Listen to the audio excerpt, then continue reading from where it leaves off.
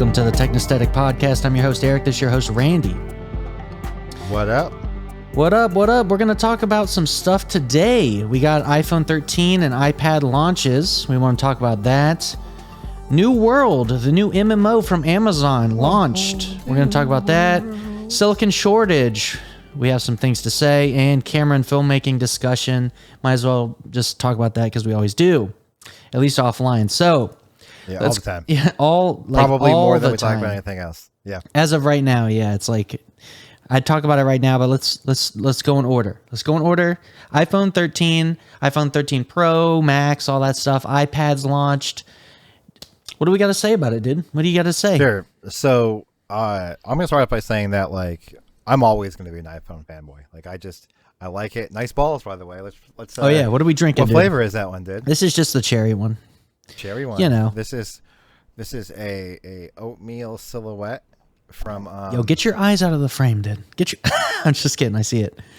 What is that? IPA, dude. This is a brunch style sour IPA with oats, blueberries, and maple syrup from our wonderful folks at Hudson Valley Brewing up in New York. Very nice. Very nice. Very nice. Yeah. So, like I said, I'm always going to be a iPhone fan.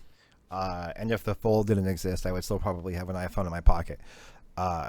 However, I will say that I played with coworkers. He has the 13 Pro Max, and I'm kind of addicted to that high refresh rate. You know, like having the Fold, having multiple Android phones that did refresh higher than 60. I think that, you know, prior to actually holding his phone, I was going to get the 13 mini if I was in that camp, like if I was going through and buying an iPhone this year, I would have gotten the 13 mini. But after using his, I think I would have to get the 13 Pro just because promotion only exists on the quote Pro models. Okay, yeah. I will say that using a Z Fold 3 as my daily, the phone to me didn't feel like it refreshed at 120 FPS. And side by side, like holding both phones in my hand and scrolling vertically, the Z Fold 3 was definitely had the faster refresh rate. It's most noticeable in my opinion on the 13 Pro Max when you scroll horizontally as opposed to vertically. So if you scroll like to swipe your home screens back and forth, and like the white text under the icons, that always looked that always had text smear for me on the 13 Pro Max.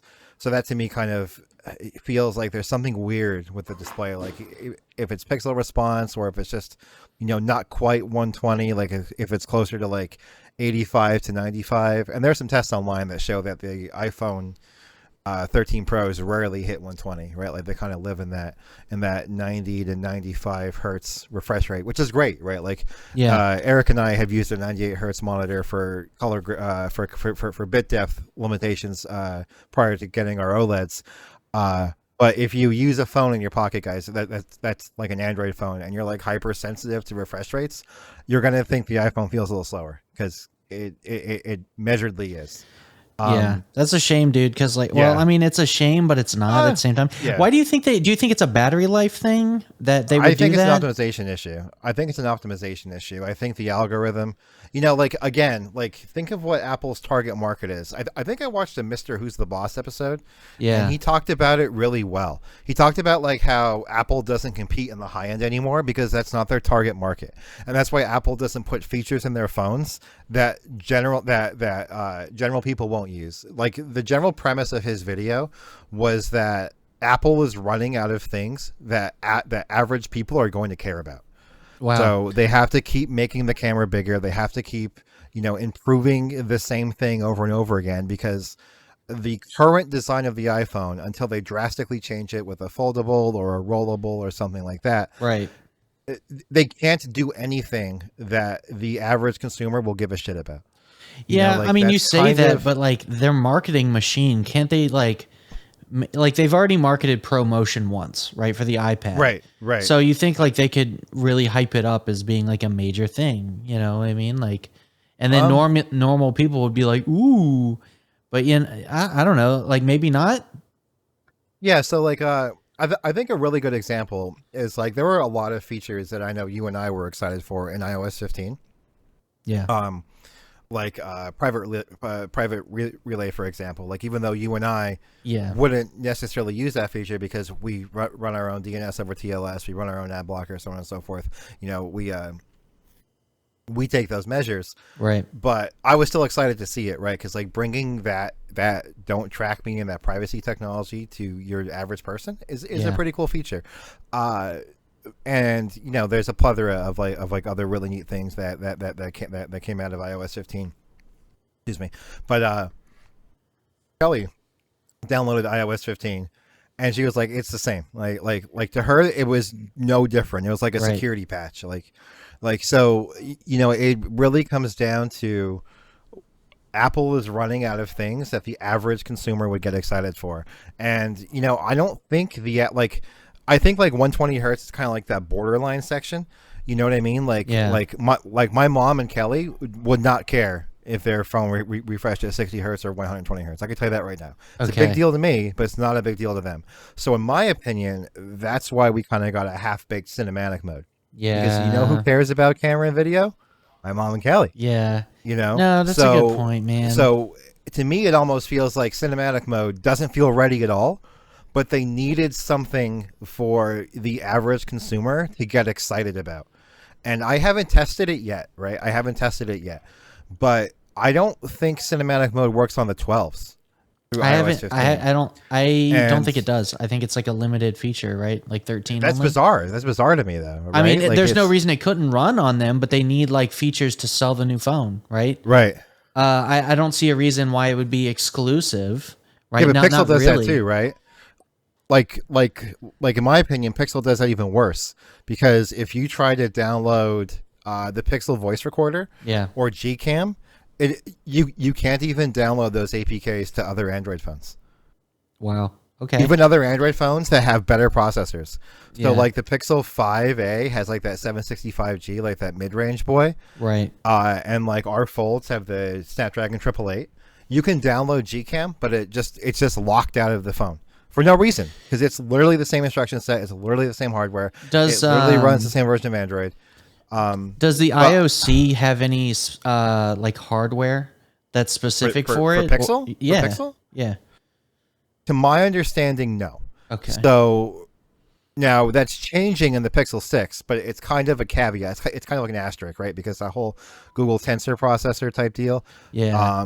That's part of, I believe it's Samsung's like OEM build BYOC chip program. Let's call it like that. Like build your own chip. Right. So like they'll have a bunch of like a la carte things that they want included on their SoC, and then Samsung will put those in in that specific SoC.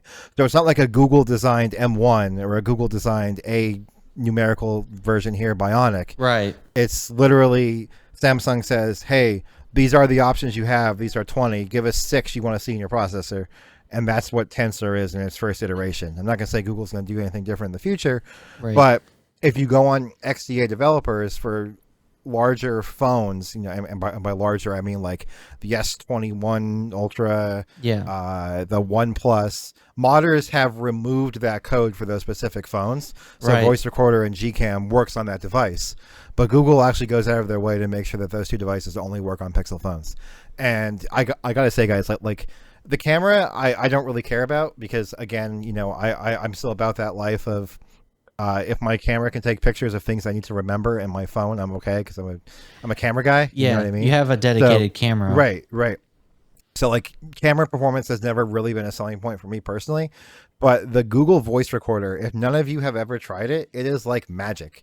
Like you can do voice dictation, dude. You can do voice dictation to the Google voice memo recorder in any language, and it does it perfectly. Wow. So like you could speak notes, and it'll transcribe it into text in different languages in real time. That's amazing. It is, yeah, it's bonkers. I mean, I could see why that would be a selling point, but again, no one is going to say, "Oh, this is the reason I got the Pixel, because of this voice recorder." But if you've used it, it's kind of like, "Oh, I wish mine could do that." Yeah, and 100%. I know like someone will be in the comments and say like, "Oh, the Samsung voice recorder does that too." It doesn't do it as good. It does it, but it's not as good as the Pixel one. Yeah, but back to the iPhone, like you think that cinematic mode, I mean, do you think that it's the same sort of thing where they're locking it to the 13 really for no reason other than exclusivity? I don't know, but that seems like a very Apple move to do. Yeah. Especially when you consider that it works on the 13s and the 13 mini, and they just inherited last year's 12 Pro cameras. Okay. So Yeah. you can't tell me it's a sensor or optical issue, because they have the same focusing systems and they have the same, excuse me, the same optics, you know, Yeah, and they 100%. have the same sensor shift stabilization as the 12 Pros did. Right. So you can't sit there and tell me that it's that's different. And uh, You know what's different, dude? I mean, They're angled, dude. yeah, diagonal cameras. Diagonal So cameras. maybe you could only do it if your cameras are diagonal. I Yeah. don't know. Nah, dude. Like I'm kidding. But yeah, dude, like that would kind of stink. Yeah. Because I'm pretty sure Kelly doesn't have it on her 12 Pro Max. I mean, not that I would want her to have it, because it's junk. Like it's junk. Like It's I fun to sit here play and with, but yeah, I'm not gonna say it's good. You know, I I've would seen never use it. filmmakers on YouTube, like a guy, this guy I watched, he was like, "Yeah, it's cool." I'm like, "Bro, you're a filmmaker, and you're saying that, dude. You're kind of like, can I take away your filmmaker card, dude? Like, Can I just say for a second that I'm a big Peter McKinnon fan? yeah, And he posted on Instagram a picture of his camera wall. okay, yeah, Now, he's super into cameras, so like he has like a camera wall of like really historic cameras, like maybe certain film cameras that meant something to him. You know, right, he has like that one Hasselblad, the model escapes me, that like was on the first lunar mission. You know, like he has all these really old vintage cameras. And then he took a picture with the iPhone and he said, like, blows my mind that the capability of this shelf now fits in my pocket. And I'm like, whatever, dude. like Be you film your realistic, videos on a dude. Canon C500 Mark II, dude. You're not back there with an iPhone. I don't know. You know what I mean? Like, yeah. Why would he say that? I mean, because you can't really think that that's like his real thoughts, right? Like, I mean, like, I mean, granted, I'm not taking away from the iPhone because it can do. I mean, mobile Yeah, cameras can do a lot so- more than they used to, right? But So here's where I'm at with that. I would say that it's probably a combination of Apple sending them a free phone, and yeah, you don't want to I don't know if tarnish there's like any that monetization relationship. in that. What, you know, so on and so forth. But he's also older than I am, Right. and I think that's kind of important to point out, because pretty much every phone I've had in my pocket had a camera on it. So if you grew up in that era where you needed a dedicated camera, and you see the photos at like the 13 Pro Max, the 12 Pro Max, the S21 Ultras with multiple lens angles, you know, Right. portrait mode, you know, slow motion video, all of this stuff. He kind of does have a point there if you think in like generalities of Right. saying, you know, I know what this you're is- saying, but like, Yeah. here's the thing: like when I think about his argument, like, absolutely right. Like, you can take photos with your phone that are really actually good. I think that what a phone can't do, just because it's just really a sensor size limitation. You're not going to get those blown out backgrounds without artificial blur, and the artificial blur just isn't convincing. It misses every time. Same with cinematic mode. Like, you have to have very tailored situations for it to look good. You saw it on their advertisements, right? They didn't have any crazy scenarios. They had people in spacesuits so they could have really perfect edges. And to me, that's like, you know, that's the best case scenario. Like, that's Yeah. misleading. So you're not going to be able to win. Even in a vintage cameras did better. You know what I mean? Like, because they were capturing light. You know, I don't bigger. disagree with you. You know, Like they maybe the resolution wasn't there, right? But like they still had bokeh. They still, you know, optics still perform the same. exactly. Yeah. It just the resolution wasn't as clear maybe as it is now. But other than that, it's still. I mean, it has a vintage look, right? People go after that, but that's besides the point. Like I guess my point is like even though mobile cameras they're really impressive, but they still don't really beat out like real camera equipment. Yeah, but that's kind of where we go back full circle to our conversation of Apple's running out of features that excite the average consumer. For a lot of people, man, that's good enough. You know what I mean? I mean, that's fine. Like- So like the like, average if I go- consumer doesn't really like care. I don't think like That's they my just get point, the right? latest Like, iPhone. if you go back dude. to like when I was in high school, Yeah. or even, you know, when I worked at Best Buy, which was still when I was in high school, like the point and shoot segment was massive. Was it? Massive. And now no real camera company makes a point and shoot anymore. I mean, like maybe they do. Yeah. Like I used to have like the, you know, Like they don't like the Sony Sliber shots. Yeah, and stuff. yeah. I've had a couple cameras like that. I still have them. Well, like, I just use your phone now. Yeah, I know. Well, that's why I was saying, I did a little vlog video, right? And I mentioned in my vlog video that, I had a friend that when I lived in Hawaii, he came out and visited me, and he brought one of those like little cameras, right? And I was like, your phone is better than that old point and shoot. Like, even though, like, it's literally better. Like, I was like, let's do a side by side, and like, it was night and day. Like, modern phones were better than early day point and shoots. I was like, that's an old point and shoot, dude. So I know this is a little off topic on topic, but like just to give you an idea of like how the consumers think, how average consumers think, I guess. Yep. I have a buddy who I sold my A6000 to. Great camera. Still a great camera today. Yes. He also had a Nikon Coolpix P900, the one with that space zoom. Yeah, yeah. Every picture from that is a blurry mess. Mm-hmm. Guess which camera he put on eBay? Oh no! Don't tell me you put the A6000 on eBay, dude. Gone. Damn. Gone. He kept the Nikon because he thought the zoom was cool. God dang it, dude! Just get a telephoto lens, dude. Come on. I mean, this is like a 1200 millimeter equivalent, right? I know. But like everything looks like a shoe, dude. It looks like it was shot through like a. That's like terrible. Well, here's the thing: like, for most people, like just whatever camera they have in their pocket, like they don't want to go beyond that. They don't need to, right? Yeah. To them, like this is good enough. They take a picture, they put an Instagram filter on it. You know what I'm saying? Man. They're good. They're good. They don't care about like that. The look that you get from like full frame or like even APS-C cameras. I don't think people care about. Well, or maybe that's a strong term. I don't think people are concerned with resolution, bokeh quality, fall off. And I've kind of learned that from a recent wedding I went to, that people only care about the moment. Like I saw some pretty questionable photos taken from a specific wedding. Right. And she was over the moon with them.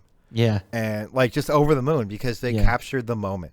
That's really what the phone's good at. That's one thing I can't take away from phones is they capture the moment. They're always with you. If you're looking to just capture the moment and make memories, and not make and take a picture and not make a photograph, right. And I think phones are fine. I think we're just exposed to like really high quality photography, right? We know, dude. Like we've developed a taste for it, and so like our kind of snobby refined taste, we're like, get that iPhone photo out of here. You know what I'm saying? Yeah, I mean, I see what you're saying with that, but like because like I would say that like snobbiness kind of comes down to maybe more like a craft beer type thing. Yeah, where like I could drink this like oatmeal silhouette boy, right? Yeah, or I could drink a Coors Light. Yeah, like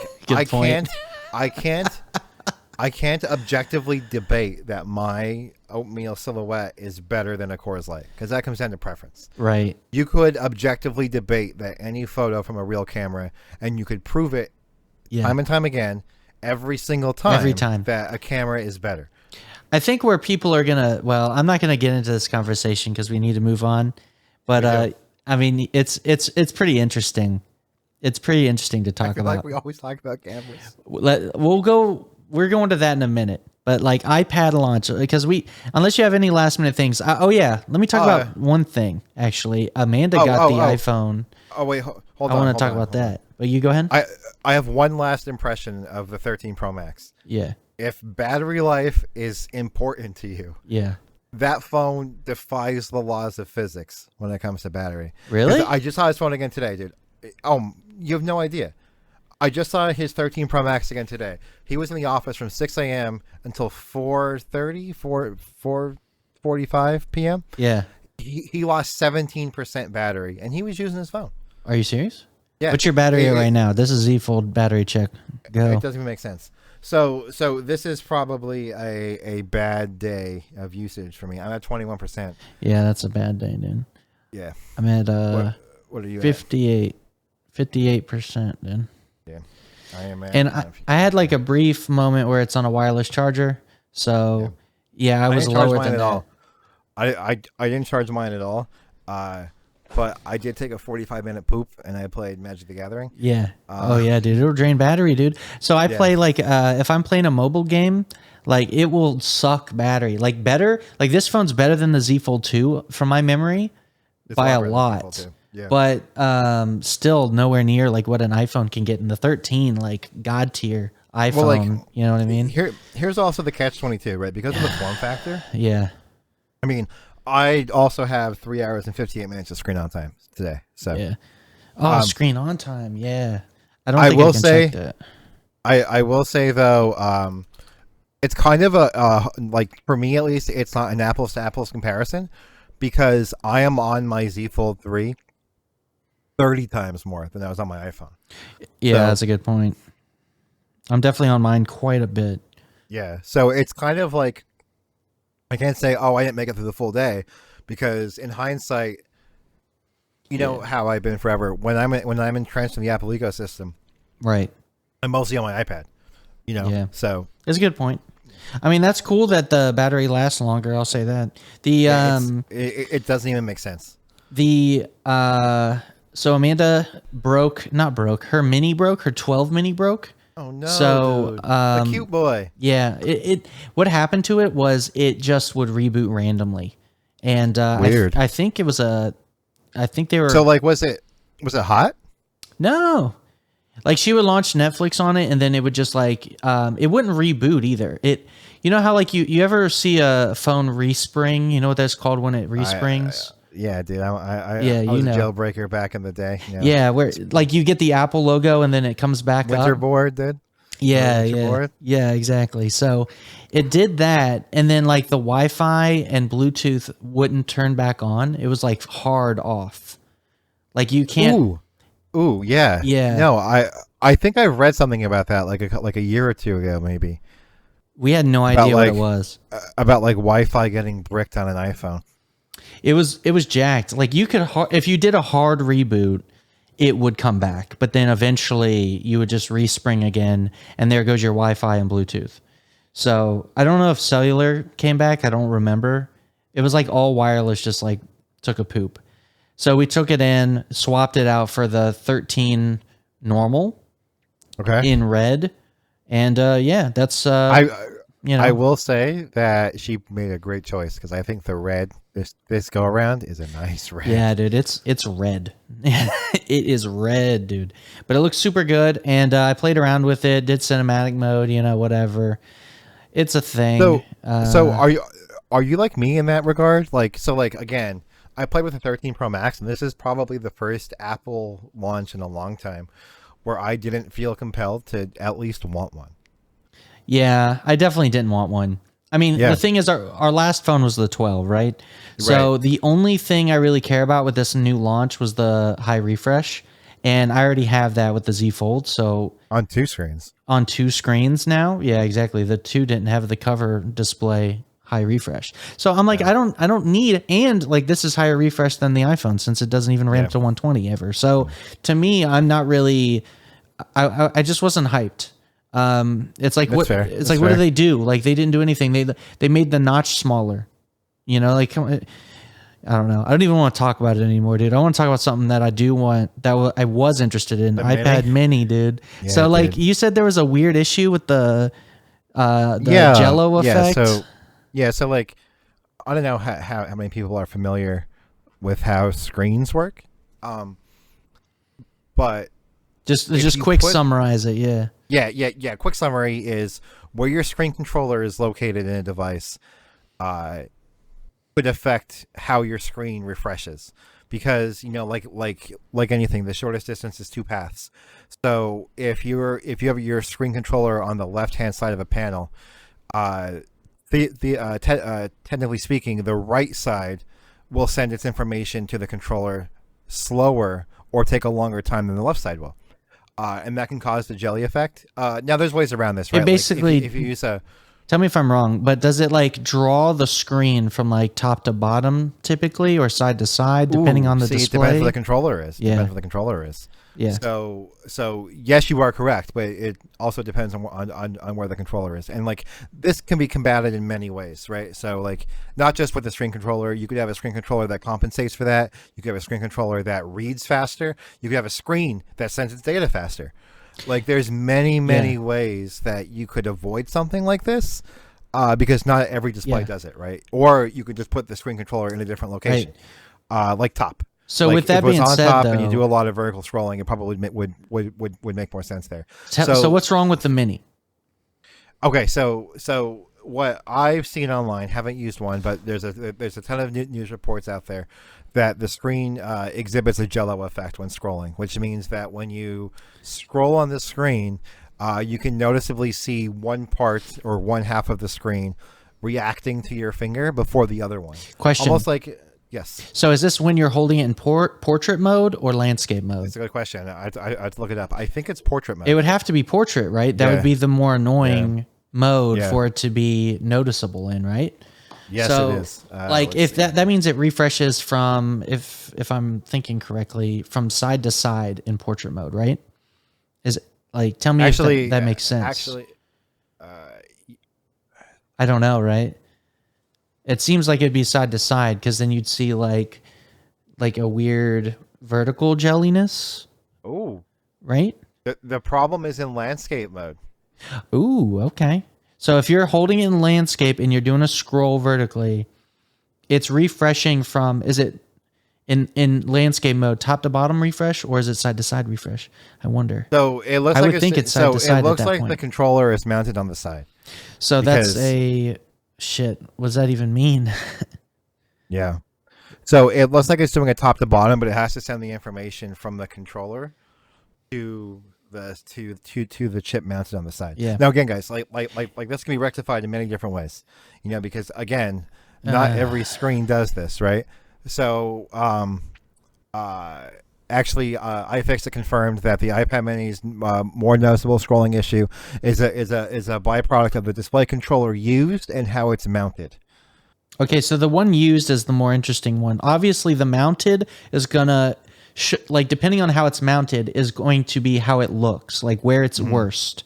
But where it's worse. But to me, the controller seems like the main problem, right? Like, not all displays show this, regardless of orientation. Right. If you remember, the first Galaxy Fold had it really bad. Right. I mean, I've never owned one, but like Dieter from Verge pointed it out. Yeah, A few other they reviewers did. pointed out that the Fold 1 had this issue. That's a real shame, dude. Like, that's not something I think they can really fix. Not really. Without a hardware revision. Apple already made an official statement and said everything's working as intended. Yeah, so it's a hardware problem. It's just a limitation of the controller. Again, you know, this is Apple catering to the masses. Kelly would never notice this. My mom would never notice this. You and I would notice this. So to them, you know, if they could save 75 cents or $1 on a controller, and only that's terrible, of the dude. community, yeah, but like that's kind of what it is, right? Like, yeah, but I was like, the Mini was something that I wanted to like, and that ruins it. Like, not only does it not have high refresh rate, but the refresh rate I got is gimped by this jelly effect. You know what I mean? So to me, it's like, and this isn't something like you can just turn on VSync and fix, dude. Basically, VSync is fixed on these things anyway. This is like this is like a little bit different. Like VSync is like when a graphics card sends a frame to a monitor. Yeah, I know. I know. But it's almost it's similar though in a way, because it's like a draw thing. Yeah. Except that's like when the data gets to the controller versus the controller itself being fucked up with the display. So it's interesting to me too, for a few reasons. One, I don't think it's enough to prevent me from getting a Mini. Interesting. I'd have to see it, you know? I'd have to see it for myself in store. Yeah. I still think I would go with the Pro, just to get the high refresh. Pro Motion, I think. I was just going to say, probably the bigger thing keeping me from the iPad Mini would be the 60 hertz refresh rate. Yeah, that's the biggest thing. Magello, I probably could get used to, but... Yeah, that's kind of where I'm at too, right? Because, like, again, like, scrolling is kind of important to me. You know Yeah, what I mean? 100%. And now that's on the phones. I mean, like, I don't know. I almost feel like this is going to tie into iPhones again, and I'm sorry, but I feel that like Apple is just really screwing over their customers in two major ways. One, not putting a 120 hertz or a high refresh rate in every product you make outside of laptops is inexcusable in 2021. I also think having cinematic mode on your phone and giving us ProRes video, which eats up 6 gigabyte a minute on the 13 Pro and 13 Pro Max, and then giving us a USB 2.0 interface in 2021 is criminal. I think it's absolutely criminal. If you buy these phones and shoot in ProRes, how the F are you going to edit that footage? How are you going to get that off, man? Dude, airdrop it, dude. Airdrop it on Airdrop. Airdrop, dude.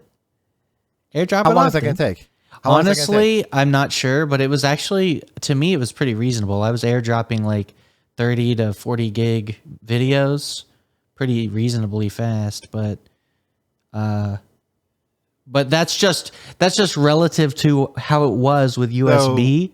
So hold on. Yeah. From January 23rd, 2021, I transferred a 1 gigabyte file from my iMac to my MacBook Air over AirDrop in about 36 seconds. Okay. So that's not terrible. No, that's not it's terrible. not bad. It's not bad. But you're looking at let's say that this math is true. Okay, you're looking at about, give or take, 4 minutes per minute to transfer this over via Okay. AirDrop, and that's assuming you have a MacBook. What if you're a Premiere Pro guy and it runs like junk on Apple, Yeah. and you want to edit on a PC? What do you do then? What do you do? You're screwed. What do you do, man? No, you make a good point, man. So Apple's definitely USB 2.0 gimping. is just hurting me, man. Like, I know. you put the Pro moniker on it. You give us ProRes. You give us cinematic mode, and then you also give us a USB 2.0 interface. Yeah. It's pretty What? bad. I know. A proprietary USB 2.0 interface, nonetheless. Yeah. Sorry, that's not right. No, dude, it's a good tangent because, like, dude, I'm telling you, I'm upset too. It's kind of sad to see some of the Apple's decisions. Like, I absolutely respect and love Apple products. Same. But it's like there's so many things about them that I would change if I was given the opportunity to, right? Yeah. If this phone didn't do this, Yeah. I would have a 13. Yeah, 100%. I agree, dude. Like, it's funny because it's always hardware. It seems like that I wish was better. I held, well, in some regard. I have a lot of software limitations on iOS that I don't have on Android. Yeah, I guess it's a little bit of both. Yeah, for me. It's both. But it's definitely the hardware that attracts me to Android. Yeah, no, for sure. So, I mean, I guess in total, because I want to wrap up the iPhone stuff or Apple stuff, dude. Like, 13, iPhone 13, 13 Pro, Pro Max, iPad. One more thing. Yeah. So glad that the Mini has Apple Pencil 2 support. All I want to say. The what? Oh, the iPad. The iPad Mini has Apple Pencil 2 support. It looks like a match made in heaven. Yeah. It does. It looks like it was made for it. Yeah, it's really great. nice move on Apple's part. Because if they gave us a Gen 1 boy or no pencil support on that would have been DOA for me 100%. Yeah. I mean, it's a device that I really want to love. And, like, I'm sure that if I held one in store, I'd be giddy about it. Oh, same. So I'm not gonna hate on it, but, like, yeah, there's a couple things I wish was better. But yeah, it's an awesome piece of kit, I gotta say. I'll say that if I was full balls in the Apple ecosystem right now, I probably would have picked up a Mini. Yeah, I'd probably. But that's because would. the phone doesn't fold. If the phone folded, I wouldn't need a Mini anymore. Yeah. For us, it's like the Z Fold 3 is sort of the same size as the iPad Mini. Yeah. So, like, we basically have iPad Minis in our pocket. Yeah, which is awesome. That's kind of the dream. Yeah, I remember when I got the dream, first iPad Mini, that's how I felt. I was like, I wish this had cellular because I don't need my phone if I just carry this around. Yeah. You know what I mean? So I was like, dude, what is the phone good for, dude? Like, even back then, I had like I basically knew what I wanted. You know what I mean? I knew what I wanted back then. I think for me, man, is like a cellular Apple Watch. Yeah. With a iPad Mini, I could use as my phone. Yeah, I think that would be the 100%. dream. Yeah, dude, that makes all the sense, dude. Yeah, dude. Right? Yeah, that'd be great. But anyway, let's move on, dude. Let's move on to another discussion. You'll never guess where we're going. To a new world. We're going to a new world, dude. So, new cameras? world, Amazon, dude. Amazon was like, Bezos was like, you know what? I went to space. I want to go to a whole new world. You know what I'm saying?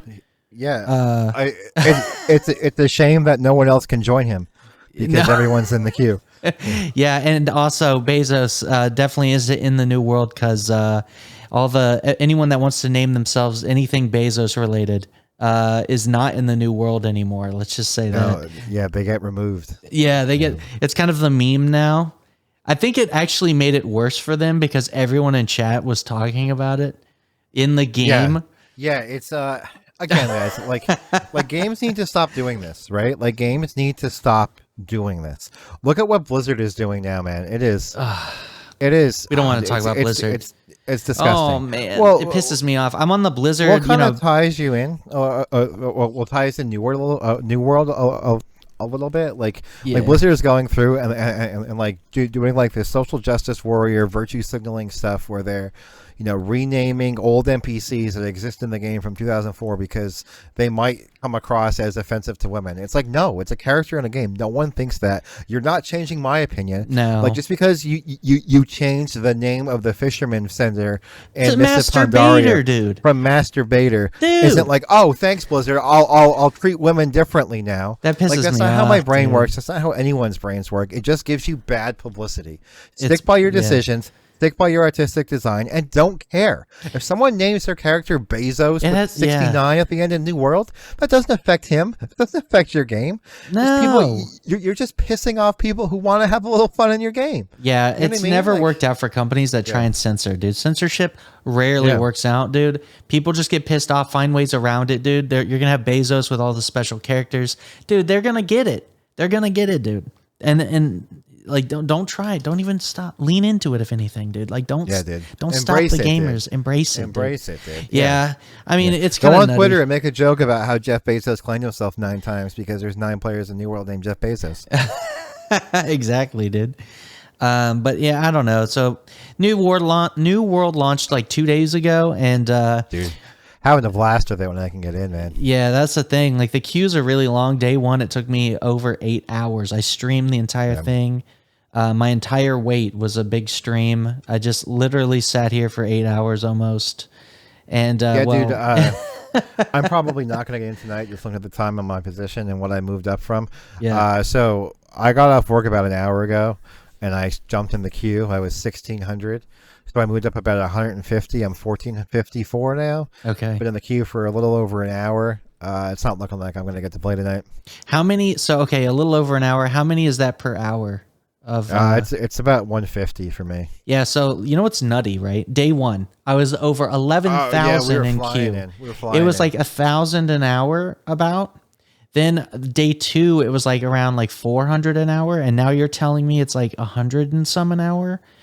Like it's weird because it's almost as if either the numbers are correct and like people are just for some reason staying in the server longer, or B, these numbers aren't right. You know what I mean? It's almost like they weighted it's one or the other. It's like 1/10 the numbers, right? That makes sense, right? Yeah. You're literally 10,000 less, and you're 1/10 the amount. What I think it was on day one. Yeah. This is pure speculation, but this is what I'm going to wager a guess on.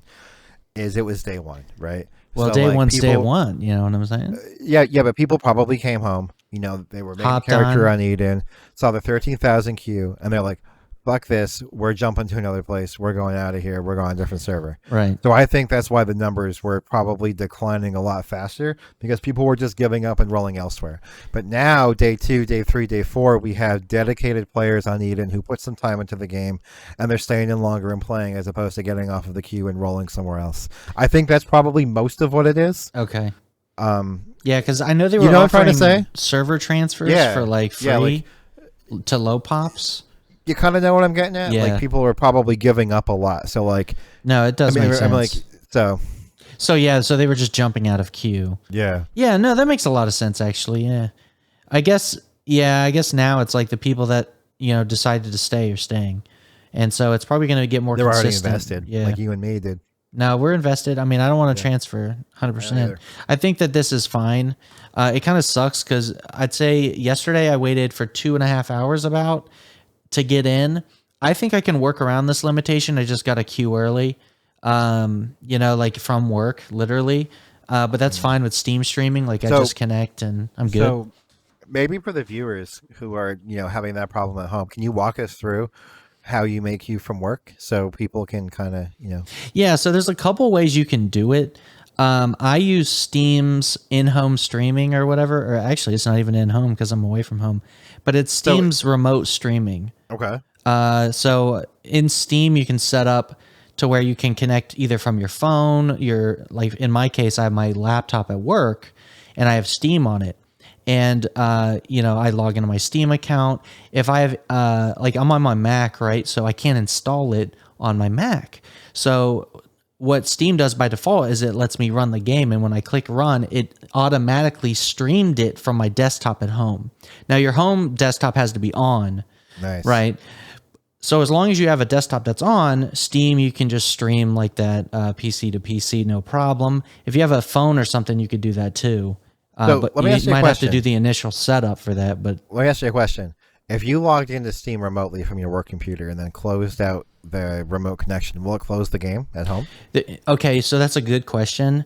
There's a couple. It gives you two options. One is to quit the game and one's to close the connection. If you just close the connection, it doesn't quit the game. So And now, when you go home and play, will it change your resolution at all, or will you be at your native res when you go home?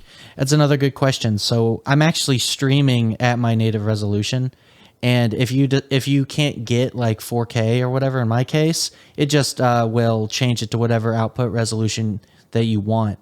In my phone's case, because my phone has a weird resolution, I made it so I made a custom resolution in NVIDIA control panel I can switch to be like pixel perfect if I want to play a game like pixel perfect resolution from my phone. But other than that, like don't worry about resolutions, right? With Steam, it'll be fine. So like I came home and it was up on screen native, ready to go. Cool. Yeah. So like that's how I do it. There's a multiple ways you can do remote, connect your computer. Most of my friends were using like TeamViewer. It's something that we've just used for a long time for remote access. I kind of have a beef with TeamViewer. I do too. Sometimes I was going to get into it, but I have a beef with them because they always, for a long time, they keep saying like, you have servers, bro. Like, I remember pay that. for my shit. And I'm like, dude, no, I'm not a company, bitch. This is personal license, dude. I'm not a company. I don't make money off of this. They're servers, but they're personal servers, motherfucker. They're not corporate. I'm not paying for that. You know what I mean? Was this a like a paid for license, or was this just the free TeamViewer license? Yeah, it's just free. I'm just using free TeamViewer, right? Which is free for personal use. But because I name my server computer server, they're like, oh, dude, this guy's got a server, dude. Like, he's got a server, dude. That's a What business. a flag, dude. What a red flag. That's a dude. business, dude. FitDread What a red Services, flag, dude. dude. I'm gonna need you to pay up. I'm like, listen, dude. Even though my email is support@fitdread.com with you guys, it's support. But dude, I'm not a for-profit business, dude. This is like a No reply at fifth dread. dude. That's what I'm trying to say, dude. So it's pretty funny. They flag my shit and they basically would kick me out of my server whenever I'd connect to it and say pay up. I had to not yell at, but I had to contact their support and have a beef with them. But anyway, yeah, TeamViewer is one way you could do remote. And yeah, that's really all you can do with New World, dude. Connect from work, dude, if you can. That way when you get home, you can get on it. It's going to take probably a couple hours depending on the server, but let's talk about the game itself, dude. Like the wait is long, but once you're in, like we're not actually condoning playing video games at work or anything like that. I mean, or, I'm not playing at work. I'm just doing like anything that would get you in trouble, or if you don't work at a computer. But I think a really good use case is I'm sure that if you're into New World, you probably have phones. Like, don't you have phones? Don't you have phones, dude? You know, like if you're looking for a quick solution, just log in from your phone around lunchtime, I would say, and then get in the queue, and that should be good by the time you're done with dinner. Yeah, 100%. I mean, the waits are long, dude. I'm sure. I mean, you could just avoid all that and just go to a low pop server, dude. Or not, Or stay on not. Eden.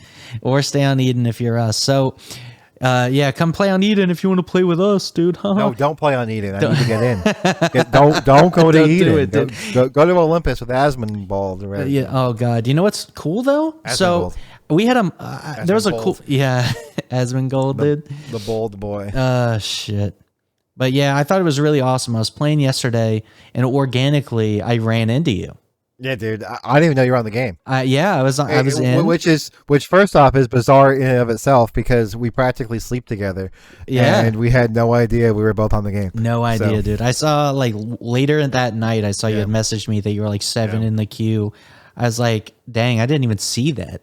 But yeah, dude, I was playing the game and I ran into you. I started healing you and shit, and I was chasing you around. And then I was like, yo, dude, like, yo. And then we ended up doing some PvP with a couple boys. Let me back up a little bit because you did mention healing. Yeah. Side topic, dude. This jog wheel, I've been fidgeting with it like all podcasts. Nice, dude.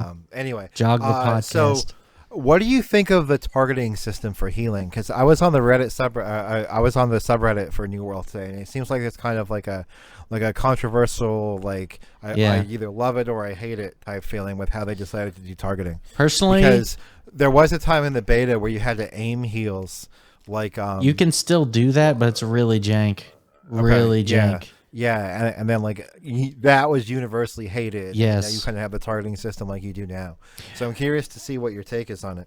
So I haven't really played enough to know if there's more options than what I've seen already, right? Like, so I've seen the if you're not in a group, then you can't target people, like snap target people that I know of. So then you have to manually aim it. And some spells are like literally this like tiny circle. So like if you don't, and they have a cast time. So if they move at all, you miss. So, dude, so like that sucks. To that point, I was using musket a little bit last night in PvP. And whoa. Hard to hit, right? Oh man. Like I have a newfound respect for Shroud's stream because he uses musket PvP, dude. Wow, that's impressive. So, yeah, dude, like, so the targeting came into play when I was in a group, and it ended up being like my scroll wheel. So it would scroll through like me and then the 3 other people I was with, and I would just stop on it. I could see on the top left where there's like all the players I'm with, and it was like highlighting. And so it was like, you know, and then if I happened to target somebody that was out of range, it would heal me. I thought that was weird. I was like, couldn't you just not cast? But you know, it would like, because in like WoW or something, if I try and cast on somebody, it's like, no, it's not working, dude. But in this game, it's like, it's going to heal me. I thought that was a little weird and wasteful actually on my mana. But other than that, like, it was okay. I would rather it be like easier to where I could, I don't have to scroll through a list, right? Sure. So if I want to target you, you're at the bottom. I don't want to have to like have the weird scrolling to get to you, and like I have to like maybe I'll go past you. Like it's not a very scrolling isn't a very precise way to go through a list. You know what I mean? If it was like an MMO like Final Fantasy 14, like if I could make it like F1 through F4, like be one per party member or something, I could hit it and then like and then hit the cast button or whatever, then like I could get precision. But like the scroll wheel isn't precise enough for quick heals. So last night I was like struggling to heal. During the PvP especially. It was I was like, "Oh my god." And I mean, you could see it highlight where you're going to cast, so that helped visually, but I don't know if I like it. I was hoping for more, so I was going to dig through the options menu to see if there's better casting. But yeah, I don't really love it. Let's just say that. I can work with it, right? If everyone's on the same disadvantage, then I'll just get good. But I'll just, you know, it basically makes a skill cap. If it's hard, people don't like it, then I just got to get good at it, right? That's how it works, man. Yeah. Speaking of getting good, dude. That PvP is fun. Yeah, so the PvP, like, we ended up, we picked up the, Syndicate PvP quests, and then we went and did them. I mean, we must have died so many times to this big group. It It was Nuggles, hilarious. dude. Nuggles, dude. Nuggles and his Nuggles. boys. If you're watching Nuggles, Nuggles, dude. I'm out to get you, dude. Actually, we did get. Was it the same guys we ended up beating? yeah, dude. Yeah. We got revenge on Nuggles and the boys. Every time we ran into that group, we kept getting a little closer to victory, and then we had a pretty fair fight at the end there, and we ended up winning. So, I got deleted because I was like level 6. Yeah, so. you were pretty low, and actually, we all were relatively low. Like they were, some of them were in their 20s. Except for Potato. Potato was a little high, right? Yeah, Potato's Spuds what, was 19? he was their level basically, and the rest of us were lower. And we still pulled out though. Like I don't know if it does any kind of scaling for PvP. I don't think it does because like when we ran up on that level 9 dude, he got like half health from He like deleted, one of your brother's axe hits, dude. Yeah, okay, that makes sense. I mean, yeah, I don't know how. I think I just need to level up. But you know what? I was watching some New World content online. I think you get like a 5% experience boost by keeping flagged. So You get, I think it's 10%. I saw. Is it 10? I saw 10% 5. yesterday. It might be 10 now. I think that's good. You want to incentivize people staying in PvP. Yeah, I just wish you couldn't flag it off. I don't. I'm against the flag system. I mean, me too. But then you got people like Tyler that's not really into PvP. You know what I mean? Then if they didn't play the game, I could get in my queue. I'm kidding. I like that. but my point is like, if you could avoid danger, Yeah. okay, then it removes the fear of danger. So like, if you want to go out and harvest lumber, and that fear of danger is always there, Right. then lumber becomes a more valuable commodity. And if you could just unflag and go farm trees for 4 hours, Right. then lumber is going to flood the market. If there's no sense of like imminent danger to get wood, I'm just using lumber as an example, then you're not going to Let me say something though. Let me say something. Be hard pressed to get it. So I agree with you in a sense. In another sense, it seems like even if we did, even if PvP was required, there's not really a huge penalty for dying, which is nice. Like you put down camps, right? You respawn. Continue your thought, and then I'll give mine. Well, I was just saying, like it looked like it's not so bad. Obviously, you have a danger around at all times, but the fact that you can put camps anywhere, you lose all quests though. Okay, yeah, but like, what if you're not like doing the PvP syndicate quest? It's like there's not really tension for PvE based content for you to not stay flagged. Right. So, but unless you're doing those syndicate or the faction PvP quests, you're not really. But like even then, right? Like you have to be flagged to do the PvP quests anyway. Yeah. So when I was younger, I was addicted to a game called Ultima Online. Right. And by addicted, I mean I was like 12 to 17, call it, and like I had a bedtime. So like I was literally on Ultima Online from the time I got home from school until the time I went to bed, to the point where my mother had to take my keyboard. Nice. That's the only way I would stop playing Ultima Online. But little did she know, I had a second keyboard stashed under my desk. No way, dude. Plug it back in. Busted. Yeah, but not really, because she didn't know. But anyway, that game had the original version of that game had PvP all the time. You didn't opt into it, you didn't opt out into it, and it was full loop PvP. So, you know, you go out and you kill someone, you get everything in their bag and everything they're wearing. It's now yours. That's nutty. That I was addicted to that system. It was so much fun because there wasn't really like there wasn't a lot of like there were magic items, right? Like magic weapons, like you can get a katana of vanquishing that would do more power, but then you really had to think about, do I want to take this out and risk losing it, or should I just go to a blacksmith and get like a GM one made? Because you also had like skills like blacksmithing, right? So like as you leveled those up, and your skill got higher. If you were a grandmaster blacksmith, your katana did more damage. And it always had your name on it. Right. So like if you reached skill level 100 in blacksmithing and you made a katana, it would say like katana crafted by Grandmaster Blacksmith 5th Dread. And what was nice about this system is that's the majority. That's majorly what people used.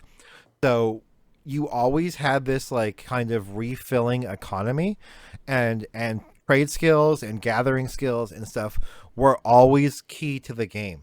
Because if you can go out and lose everything, you're going to have to go out and buy a new set of armor, the same set of armor you just lost. Yeah. You know, and I was kind of hoping that New World would be like that.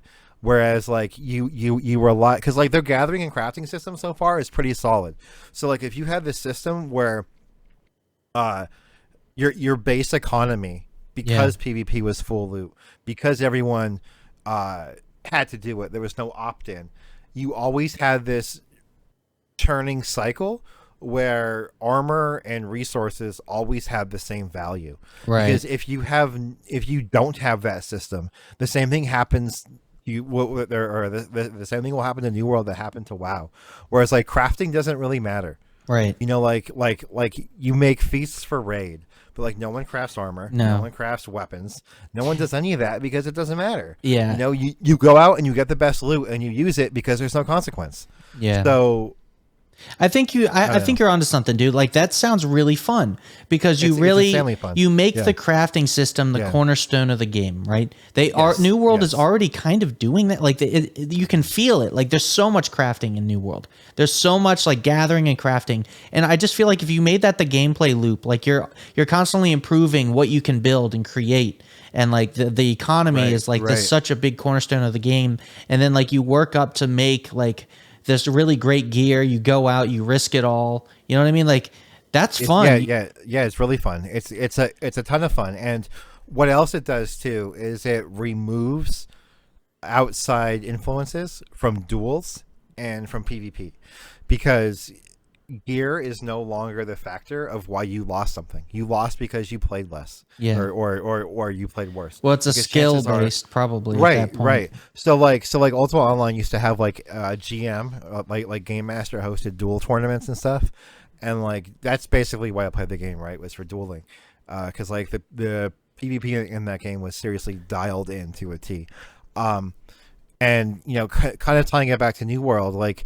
If you guys kind of watched how New World was like 3 or 4 years ago in development, it was kind of looking to be that type of game. It was kind of looking to be like this hybrid between Ultima Online and a modern version of Daok, where you have realm v realm and you fight over territories, and the end game it was supposed to be PvP, and then you have these modern gamer instant gratification influencers coming in, and just for lack of a better term, I'm going to call them, you know, people who play WoW and people who grew up playing WoW and only played WoW. They don't want that. You know what I mean? They want that instant gratification. They want to know that no matter how bad I do, there's no long-term repercussion. And no matter how bad I do, there's going to be a system where I'm still going to get good loot. And that's kind of why. So like you may have noticed this already, but and I'm not sure how far back you followed New World, but if you notice, the gathering sounds are obnoxiously loud, and that's by design. That's because gathering resources and gathering and crafting and the system based around gathering and crafting was supposed to be the key drive to New World, because that was the economy. But then you had like 2 years ago, they didn't have PvP flagging. It wasn't an option. They added that because of community, you know, feedback. Right. So I get it. I love like, New World, and like right. I think I kind of went off on a tangent, guys, but well, it's because you're passionate about this. My games. Yeah, 100%. Yeah. No, I get it. Like, you know, I get it. I think from Amazon's perspective, they're probably thinking about player numbers and like, absolutely, tailoring to the, you know, that's all it is. Yeah. Is they just want to be accessible. They want the game to be accessible. That, you know, I'm not with the blind price to the of fact everything, and you know that companies make games for profit, not to make a good game. Obviously, making a good game could turn profit, but if there's a setting or a feature that they could add that would target more people, I think that they would do it at the cost of making their game a little bit worse for some. I think that I think I've played enough game, I've seen it enough in the gaming industry to know that even if your game isn't tailored for the largest audience, as long as it's great and you have a hardcore fan base, like you'll be profitable, right? And not only profitable, but you'll get a lot more respect for it. It's like Dark Souls, the guys that make that, That's a good point. Dark Souls, right? Like how big of a temptation is it to make that game more accessible? Like it's got to be huge, right? Like from a financial perspective, you could get a lot more players if you made the game had difficulty settings. But Dark Souls doesn't have difficulty Dark Souls settings. Shtick, right? Like if they lose that, it just becomes a fantasy like action game or something. Like a fantasy RPG with poor controls and no story. So. Yeah, no, you're right. So it's the difficulty that really makes the game. It's the, I recently started playing it just to find a newfound respect for it. Oh, it's fun as a franchise, and I ended up really enjoying my time because of its difficulty. I think New World and Amazon, what they've done with the game, I think it's a good game. I haven't played enough of it to really give you a definitive impression. What I've played thus far has been a lot of fun. Maybe it's not the dream game that you were kind of looking for, but I'm not ruling it out just yet. I think that I'm not either. I'm having a great time with it, guys. Like I'm just telling you what my ideal game would have been. Like I wish that New World would have launched as the developers intended it without getting the feedback and reacting to that feedback. Yeah. However, I will say that I love the art design. It's a pretty game, dude. It's a really pretty game. I love how the cities look. I love how they have like that like old world kind of realistic aesthetic to them in a world where so many MMOs are just filled with over the top fantasy. I love that about it. You know what else, dude? I love the combat. The combat's great. No, I was just going to say something off topic. Well, on topic, but I kind of like, people were complaining about 2,000 player limit per server at a time. I mean, obviously there's more players per server because we have queues, right? It's just 2,000 at a time. I think it's interesting because I think that's fine because the world's kind of not huge. Like it's really not. Right. And like, I mean, I'm not a fan of WoW's like instant server blade nonsense because like we could be on the same server standing in Stormwind and not see each other. Right. That's so weird to me. That it's not like that in this game. If you're in the world, I'll run into you. I ran into you yesterday. That was the first time I've like really ever done that. Like when I think that's WoW awesome. did that, they kind of lost me from like the fantasy living, breathing world aspect of it. Like from a gameplay standpoint, it bothered me. You know what I mean? Like I know why they did it. World. Like I know why they did it too, but like you could see what I mean, why it didn't feel like an MMO anymore. It just didn't feel like you were sharing the same world with your friends anymore. Like you could organically run into them in the wild, or you guys are inhabiting the same space. It just didn't feel that. You kind of suspended like any belief you had in it being a real place. It became less immersive as a result. That's exactly the word I was looking for. So like the fact that we were able to run into each other organically like that. That was cool, dude. That was cool. Yeah, I love that. Like, I don't know, like that's an experience that like I haven't really had since I think EverQuest. Right, and I think that like we might run into Nugs again, like you know what I'm saying? Like we might run into some of these characters that we've seen. So here's the problem with that, guys. Is like, I've played MMOs my entire life. I think Eric, you've probably been the same way. Yeah. Is that like back in the day when you had older MMOs, people made a name for themselves on the server. You know what I mean? Yeah, people would be like famous and stuff. Yeah. Or like you'd see people and be like, I recognize that guy, you know? With like instancing and phasing and WoW, you lost that. You completely lost that. Yeah, it sucks, dude. I remember seeing people in Final Fantasy 14 all the time, like the same guys. I remember like seeing the same guy standing in the same place like every day, probably waiting in queue to like getting an instance or some shit. Yeah. And it's just kind of nice to like build these like little relationships in the games and build rivalries. Like a world, so like if I see Nugs out there, like he's currently the rival, so him and his team, dude. Yeah. So Nuggles, dude, it's gonna be good. Dude, because like to your point, man, like how hype are we gonna be if like 30 levels from now we're like in one of those like army wars and we run into Nuggles again, dude? Like it's just gonna be it's gonna be add to our joy, personal, dude. Yeah, dude. It's gonna be personal, dude. And you just don't have that anymore in games like WoW, guys. You know what I mean? So like, I don't know. That's kind of where I stand on it.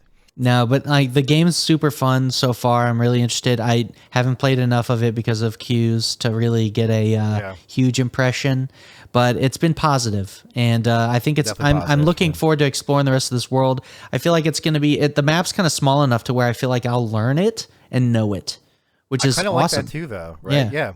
I kind of like that. Like, I want to feel like I feel like strategically, because this is kind of like you have wars and stuff, and PvP so prevalent. Like, I think that it'll be really good to know the map. No, and, I do too. I kind of look forward to that at mid to late game, you know? So All good stuff. yeah, all good stuff. But yeah, dude, we ought to move on to the next topic because this podcast is getting long, dude. Silicon shortage. So it's a thing. It's a thing, gonna dude. continue to be a thing, apparently. Phil Spencer, who's like the face of Xbox, like the head of the Xbox division at Microsoft, who obviously deals very closely with like supply chain for the Xboxes and obviously stuff on the PC side as well. He said that to basically not expect any sort of increased what's the word I'm looking for? Increased Production? stock. Okay. Increased stock or production of anything Silicon related, including Xboxes, PS5s, graphics cards, basically anything that has a microchip in it and has some sort of silicon. He said that his suppliers for at least the Xbox division are pointing out that 2022 is not going to be any better than 2021. And it's really interesting to think how our society works, right? Like, we had our supply chain so fine-tuned that, because like it obviously costs companies money to store products, right? Right. So like if you're a company, you ideally don't want to store any product at all. You want to make everything you sell, because if you just have storage costs, you need to have you have to pay for the land to store them. You have to pay for the building to store them. You have to pay to heat and cool that building. You have to pay for employees to do all this stuff. It just blows my mind that like our supply chain was so like supply and demand complete. Yeah. That even a shortage of like a couple months or so has almost put us in like an irrecoverable state, because we just can't catch up, because demand is still the same, if not higher now, and production is still the same. Okay. Yeah, you know what's crazy is I think I saw a video that was talking about just-in-time manufacturing, where there's really that's exactly right. Yeah, there's exactly no right, like buffer. Like nobody's nobody has a surplus of stock. You know what I mean? So like companies like Toyota and stuff that really they ushered in the just-in-time manufacturing, and if you can really nail down the logistics, you save a ton of money. So that's really what it's about. Yeah. But so basically everybody's effed because there's no supply anymore. Everything's out the window. Silicon shortage, TSMC, and then they can't pump out these chips, dude. And it's crazy. Like, what's the problem? Is it COVID? Like, what is it? So like I said, not a supply chain analyst or a supply chain expert, but I know transportation is one thing. It's like just-in-time manufacturing, right? Yeah. So like what I think is happening is, if you have, I'm gonna combine it with like money. So like think of how like compound interest works, kind of, but like with like demand. Okay. Kind of like what I'm getting at. So like let's just use round numbers and say that you have 100 people who want to buy a graphics card. Okay. Yeah. So Nvidia makes 100 graphics cards a month. Okay. Well, now they suddenly hit a wall where they can't manufacture for 6 months. Okay. So they now still have that same demand of 100 graphics cards per month that keeps compounding, right? So by the time they can manufacture graphics cards again, they're already at that 100 companies they have to meet to make demand. Plus they have 600 people in line already from the time where they couldn't make it. Okay. Well, they can't magically make more than 100 every month, because you would assume that they're already a well-oiled, efficient manufacturer. Right. So now, you can only ship, and maybe it's slow, like maybe you can only ship 50 this month or 60 next month. But even once they get back to full bore, because of just-in-time manufacturing, they may never satisfy every need. Wow. Because that 60 is just those numbers are just gonna keep compounding on one another. So like maybe they had like 630 next month, and then those compounded. So now, you know what I mean? Yeah. So like, yeah, but it seems like they're leaving so much money on the table here.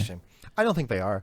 I mean, well, no. Do you think people are stock, dude? Yeah, but but like they could be making a lot of sales, is what I'm getting at. You know what I mean? Yeah, but like if they're already meeting their like their production quotas, like if they're already full dick out and meeting their production quotas, they can't do anything to to do more stuff, right? Like so, like Well, like what I'm saying is part of like, my why can't job we deals with the manufacture manufacturing more? industry. So like part of my job deals with the manufacturing industry. Okay, so while Nvidia may have the capabilities, but think of all of the smaller companies like Texas Instruments and stuff who make microcontrollers for all of their cards. Okay. They all have the same issue.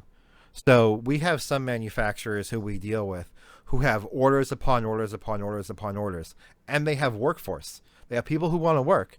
They just don't have any materials to do it. Okay. You know what I mean? So like think of all the different components that like go into your phone. You know, like Qualcomm makes the processor. Samsung makes the screen.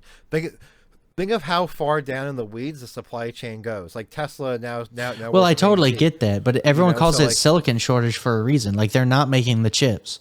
Like like that's the bottleneck, right? Like otherwise they'd call it like materials shortage or some shit. Like they're not pumping out, like TSMC and them aren't pumping out these chips. Yeah, I just don't know. I just don't know enough about silicon production to know like how long it takes to make a wafer, what the yields are on that wafer. You know, like things of that nature. Like how long does it take them to cure the sand or whatever it is they do to make silicon? Like I don't know how long that process takes. So if if company A is already at full bore and Nvidia keeps getting orders and orders and orders and more orders and more orders and more orders, which is probably an influx because now, you know, we have a lot of high-end billionaires and CEOs like the one from Dropbox who just joined the camp of, you know, the 40-hour work week is dead. So now you have these people with more free time on their hands, still being just as productive, if not more, because their quality of life goes up. And they're now, you know, have more time to do things they want to enjoy. And maybe those things that they want to enjoy are, you know, doing some like getting into photography. Well, now they also need a camera. Maybe they want to play some games. Well, now they also need a computer. You know, like a computer, a PS5, an Xbox Series X, dude. Like I'm not saying that like they would go hand in hand, but I think you're seeing a trend line of demand going up and like almost like an inverse, right? Where demand is going up but production is going down. Okay. You know, I really don't want to hear like another year of this. I really don't. It sucks. Like we're already dealing with COVID like for 2 years long, you know, a year longer than I expected. And like I was like in a year this will all blow over. We're like 2 years into it. I thought the same and thing. like it's nutty because like silicon shortage makes this even worse. Like people are dying, but now I can't get to my camera I want to buy, dude. Like you kidding me, dude? Yeah, and like they're the same thing. We were talking about that with the Halo Edition Xbox. Like yeah, that thing sold out get one of those. instantly. Yeah, we're probably dude. not going to get one of those. And it's not because we wouldn't pay the money for it. I mean, we barely got 3080, 3090, dude. Yeah. Like we got like people are looking at us like we're god tier, dude. We had to build our own bots to fucking get this shit, basically. I mean, I have a 39. I mean, I feel blessed. I have a 3090 Strix, a PS5, and a Series X. So yeah, you have the holy trinity, dude. Like you got everything, dude. You have PC on lock. The only thing you couldn't get is like maybe a 5950X or some shit, but you don't need it. You can buy those anytime now, by the way. Oh, really? Yeah, for MSRP from Newegg and Amazon, they are good to go. But like, I think GPUs, consoles, they're still in high demand. You still can't get them. To this day, the PS5 Threadripper is sold out though. Threadripper? You will not find Threadrippers. Okay. They are vaporware. They might as well be sand at this point. Yeah, that's ridiculous. Well, they're probably not pumping them out like they are like other Ryzen chips, right? So like it's not really a consumer. But like it still Threadripper's like as someone who was considering getting one to like look one up and see the price was over $5,000 because it's from a third-party scalper. Like that sucks. You know? Yeah, scalpers, dude. Whereas like pre-COVID, like if I wanted a Threadripper, I could drive to Micro Center and have one in an hour. Yeah, you know. I think it's kind of amazing how the only person I haven't really seen severely impacted really is Apple. Like they must have like some amazing agreements. They were. So, like, I haven't really felt it. I don't know how much you follow the rumor mill or not. When I see him, I see him. But Apple was, and I kind of almost confirm this to be true. Apple was supposed to have 120 hertz last year. Okay. But they couldn't get the displays. Look at that makes a good point, dude. So it's not that they couldn't get you a phone; they got you a phone, just not with what they wanted. So that makes a lot of sense. Look at the Apple Watch. Look at the Apple Watch. Mm-hmm. When did we not get an Apple Watch in September? Yeah. That thing does not even have a launch date yet. Good point. No, that and that's the problem. I wanted to get Amanda an Apple Watch, so I guess we are impacted even on the Apple camp. So that's nutty. I mean, it is everywhere, dude. Like I can't get the camera I want. It's back ordered to hell. I can't get consoles if I want them. I got the PS5, but I got lucky on it. So it's just like, yeah, it's just kind of a pain in the ass. There's actually a bunch of articles too, if you Google as well, that essentially says that the 13 Pro production, like, expect them to be out of stock for longer than what you would expect your traditional iPhone to be out of stock for. Yeah. I mean, that's a shame. It's a shame, dude. I guess we're going to have to deal with it. If you want anything, I think the moral of the story is if you want anything, get in fast and get in hard and get in, if they let pre-orders happen, get in there like the second they open. Like that's the alarms, do whatever you can. Yeah. If you really want it, get on Twitter. There's different like accounts that will post stock alerts. Like do whatever. Wario64 is a really good one, at Wario64. Yeah. He's actually how I got my Series X and PS5. So that's amazing. So, yeah, I mean, that's really the best you can do. You have to be more aggressive than the scalpers. You have to be better than the bots. You have to be a bot. So, good luck. Yeah. And I mean, it sucks for all of us, especially us tech nerds. So, sucks, dude. It does.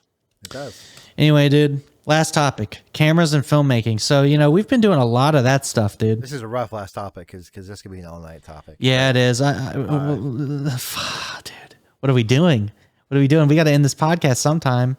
Yeah, dude. Check it out. So, we go ahead.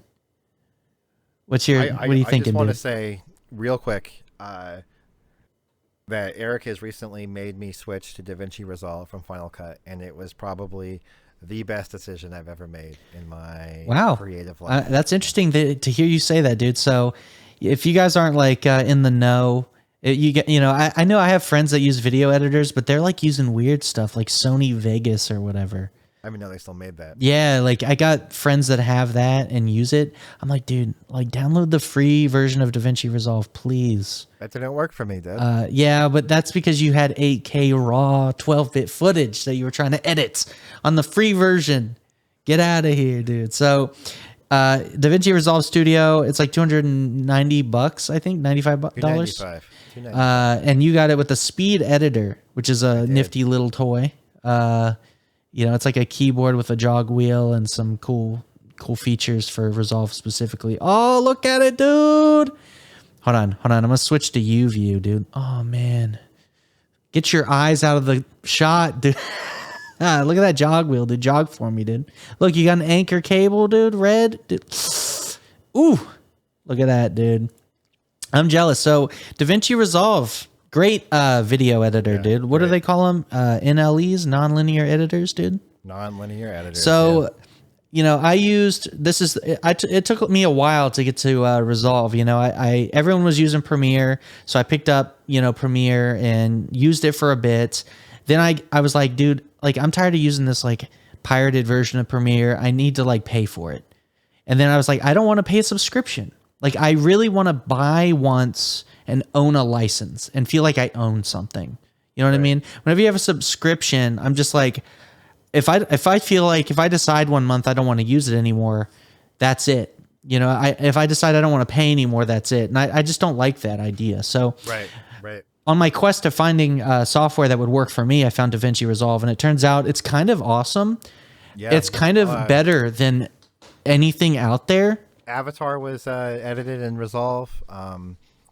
Kingsman: The Golden Circle was edited in Resolve. A few of the Marvel movies was edited in Resolve, and it's good. The Marvel editors are watching here. You want to laugh that lift a little bit. Yeah, it's okay to have absolute blacks and please. Superhero movies. We don't need raised blacks, dude. Yeah, give us those deep blacks. We have OLEDs now, guys. Yeah. So. Yeah, I don't know. To me, like Resolve is the definitive color grading tool for a colorist. Night and day. Like it is so easy. And I won't say it's easy because like it's an art, right? Yeah. But it has all the tools you need to make a great picture. It's absolutely an art. Actually, like the hour before we got on stream, I created this LUT for my current setup. Mm-hmm. So I had to Yeah, because my previous LUT was like way too dark. I was like, dude, what is wrong with this? I went in there and I made my own color grade with this footage right here. You want to see what it looks like flat? Yeah, dude. I can show you. So, Ooh, flat. Oh boy. Oh, this is raw out of camera, actually, dude. actually, it's funny because you look so green right now. I'm super green. That's that Sony green, dude. Isn't it? You're real green. I'm super green, so I had to bring it back, dude. So I got this bam, instantly better. And this was the LUT I was using before. And granted, it's kind of designed off of overexposing, so it's a little off. Look at how dark it is. Yeah, it's dark. Yeah. So I changed the curves and stuff, and now I'm much more exposed. I lifted it up. I still have deep blacks, but I lifted everything. Yeah. You know what's awesome about Resolve, dude? It has great HDR tools. It does. You can really adjust like your lows, mids, and highs. HDR is fantastic. Yeah. It's really good. Like so you said it was the best purchase though? For sure. So what makes you think that? Like the timeline's more efficient. Color grading is infinitely better, which is almost non-existent in Final Cut. Like it's just, I mean, it's there, right? But it's not intuitive. You have less options. It feels like a tacked on afterthought. Like after you I thought Final Cut was great, and it's still a great piece of software, right? But Final Cut feels like if Apple just rebranded it iMovie Pro. Okay. Like it kind of feels like that compared to Resolve. That sucks. Yeah, Resolve feels like a professional piece of kit, right? I like that I can use Resolve on Mac or PC and Linux, dude. And Linux, which is nutty. I'm a Mac laptop boy, but I'm a PC desktop guy. So to be able to use the same piece of software between my laptop and my desktop is huge. It has native M1 support. Works just as good as Final Cut does. Not so good with like the native proxies as Final Cut, but it feels like a native M1 app because it is, right? 100%. Love the hardware tools that come with it, like the speed editor, and then there's a few other like color wheels you can buy for like $80,000. Yeah, they have ridiculous stuff. Like you can go as hard as you want with Resolve. Do you want to have like a studio that's like weirdly insane? Like this, see what this I have on screen? It's like a kind of like a speed editor, but like hardcore. Do you see that? It's like down there at the bottom. What the hell is that thing? Looks sick. I think that's what I linked you from B&H. It was like 30 grand. There's another thing. Like, what the fuck is that, dude? Can I get that? That one looks integrated into the desk. Yeah, isn't that cool? That looks awesome, dude. Can I get that? Yeah, that looks sick. There's a lot of audio tracks in there. Yeah. So Fairlight. Have you messed around in Fairlight? I don't know. I have to admit, man, like compared to you, I'm an audio novice, right? Like I know what a compressor does. I know how to apply the compressor and put a noise gate on. Right. Like, that's probably the extent of my audio knowledge. Yeah, there's like some really great audio tools like in here. EQ, obviously, right? Because like I'm a speaker boy. It's like I know how to like boost lows, mids, highs, and I know what tones they are. I can identify frequency. Look at this. Works with third-party plugins. Awesome. Like I want to look at these. Like this EQ thing looks sick, dude. Look at this. Yeah. Look, you got a high pass filter. You got like you're cutting out a couple things. You're boosting the clarity. This looks sick, dude. I want to I've been looking into voice specific processing because I'm doing a podcast, if you didn't know. And I want to know how to Look at that thing, dude. That thing has like a keyboard. That's like, dude, do they sell that? That's like a whole key, dude. Dude, I would buy that key. I'm not gonna lie. Dude, that looks sick. I would buy that key, dude. I would buy that key. I would too. That'd be cool if I could put my own oh my god, $1,000, dude. Wait, you found it? Well, it's on their page here. So the speed editor's $295. This one's $995. What kind of switches are it, do you think? Does it say anything? I wish it said, dude. What? Tap on yours, dude. What does it got? Give it a tap. It feels like rubber domes. Oh no, dude! I could pull something up. But like they feel like the best rubber dome. Okay. No, it'd be really cool if it was fully mechanical, dude. Like, let me get this with the jog wheel. I sent a B&H link, dude. Oh, dude, I'm gonna pull that up. Oh, dude, it's got a jog wheel, dude. Dude, the jog wheel's kind of clutch. Like, it sounds really good. Okay, $9.95. It's in stock, dude. Silicon shortage didn't stop this. You know what I'm saying? It's probably not great. I like how it has USB ports on it. That's cool. Is it Bluetooth? Is it USB-C? Premium, dude. It's probably not Bluetooth if it has USB ports on it. I can't tell. It is USB-C. It is just zoom in, dude. Zoom in. Come There's on. a zoom. Come on. Oh, it lets me zoom. Yeah. Come now. Okay. There you go, dude. They give you. dude. So I guess you have to have this one plugged in, whereas the other one is like Bluetooth option. But that's cool. That's cool. Resolve is a really powerful piece of software. I'm having a blast with it. There it goes. Advanced panel. Let me get that. It comes with That's a throttle, dude. Oh, there's someone out there who knows more about video editing than me. Tell me what the throttle does. Dude, that throttle is unreal, dude. Can someone oh my god! tell me what Why do it I feel like does? I'm gonna go to warp drive when I push that? Like I'm in the Millennium Falcon, dude. Like I'm about to. I sent you a link if you wanted to pull it up. It has a 5-star review. It has 1 5-star review. Dude, who's that guy who has $30,000? That's like, dude, this launch. Probably the people who like edit Avatar, dude. Yeah, the guy that edited Avatar, he used this. But what is that thing? What is that? He used it. Come on, man. Come on, man. He definitely used that. Do you think if you own this, you wouldn't use that for No, everything? you definitely use it, dude. You map it to like forward and backwards in New World. Are these balls kind of like the color grade? Those balls are tied to the color grade. Yes, dude. Yeah. You could boost the reg just by kind of nudging that a little bit. You know what I'm saying? Oh my like, god, that'd be unreal.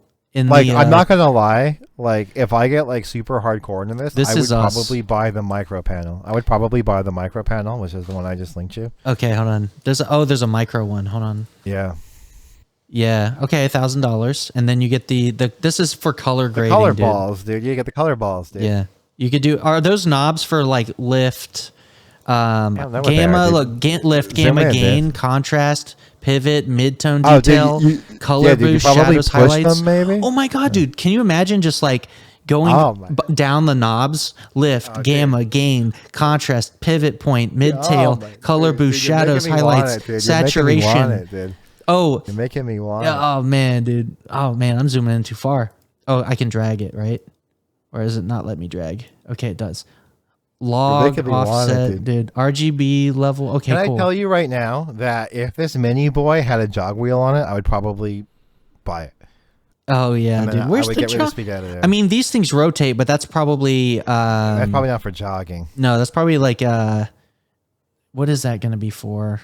Like yeah, I don't know what that's going to be for because you already have knobs for lift and stuff. So yeah, I don't know. It might be for each color. So I don't know. It might be for like, yeah, I don't know. But that definitely jogs. It doesn't jog, but it rotates. But this is specifically for color work, right? It's not really for the edit pane. This is really for the color page. Yeah, but like right now, the only thing I really use on the speed editor is the jog wheel, right? So like, yeah, you jog all day, dude. So yeah, it's pretty cool, dude. Like I don't know. I think personally, I want the speed editor. It's cheap. Well, not cheap, but you know, it's affordable. Cheaper than 100%. Yeah. But yeah, Resolve 17, dude. Like it's kind of a sick piece of software, and it is. Yeah, dude. So have you had any like you've been doing stuff for your work, right? You got like a little studio set up at work, and you're using Resolve on the M1, dude. How is it? Fantastic. Like I said before, it feels like a native piece of software, which it kind of is, right? What are those? Those are the modular workstations. Oh man! But they're like they come with those like that thing you saw in the desk. That was one of these modular things, and they sell the tables so you can just plop them in. But that person probably had like a hole cut in their desk and dropped it in. Yeah. So I mean that's kind of slick though, right? It is slick. Dude, where do you have to be to have one of these? Like, what are you doing? What studio? You probably deal with Avid a lot too. I don't know if you follow Avid at all. Is that like the if you're a filmmaker, do you use that? Yeah, Avid Pro Tools. Yeah. Okay, hold on. Let me pull that up too. Okay, Pro Tools, huh? So if Pro Tools is audio, right? So I've seen a lot of that, but I haven't seen the video editing portion. So Pro Tools has been like an audio thing, right? Yeah. So Yeah. they have, I guess they do Media video Composer. too. It's a top a vid Media Composer. Okay, let me pull it up. Oh, okay, yeah, overview. I think this is like industry sort of widely used. Yeah. So basically, you either use a vid or Resolve. Okay, but It's a vid's basically like what I've seen too in, like, the expensive. pro. If I Oh yeah, yeah. We could never afford a vid. okay, save money as you commit. So it's like a monthly thing, right? Though it seems like now Yeah, like I'm not gonna say $50 a month. So they've Yeah, changed to their obviously. business model. I Yeah. thought this was more, but I wouldn't use this still. Right, right. I would. It's a subscription model now. They went the Adobe route and was like, subscribe, get and then you Yeah, get so shit. so some films you may know, Jurassic World, the new one with Chris Pratt is done in a vid. Ant-Man and the Wasp was done in a vid. All the Oceans movies were done in a vid. This website doesn't look as cool as Resolve. No, dude. I'm sorry. You've lost me, dude. Like what is this? Take your IO to go. What does this do, dude? It's an Excel. It's for mics, dude. Come on, get out. This got a little video thing. What SD card? Get out of here with that little thing, dude. What's this? A NAS? Get out of here, dude. Dude, But, your panels aren't as cool. Although that's Resolve kinda neat. has Jason Bourne series, Deadpool, Deadpool 2, Avatar, all the Pirates of the Caribbean, Prometheus, Robin Hood, Star Wars, the James Bond films with Daniel Craig. They were all done in Resolve. Wow, those look amazing. Those are like, dude, the James Bond films, all that. Yeah, like Spectre. Yeah. Like Spectre was a highlight for color and cinematography, and I forget which year it was now. But that was done in Resolve, guys. What's the guy's name? The HGTV test on YouTube, dude. He always pulls up shoot. he always shows in his HDR benchmarks like for skin tones and stuff.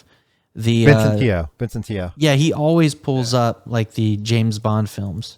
So Yeah, because they're great, dude. 100%. They're done in Resolve, dude. Yeah, Same software. And we use. Resolve has a better website. So if you're looking for an NLE, you want to start editing videos and you want to do it on the cheap, dude. Resolve has a free version. I'm not sponsored. Check it out. It's worth it. I really like it. I'm going to use it in like a couple minutes when I edit this podcast. So Yeah. yeah. All right, boy.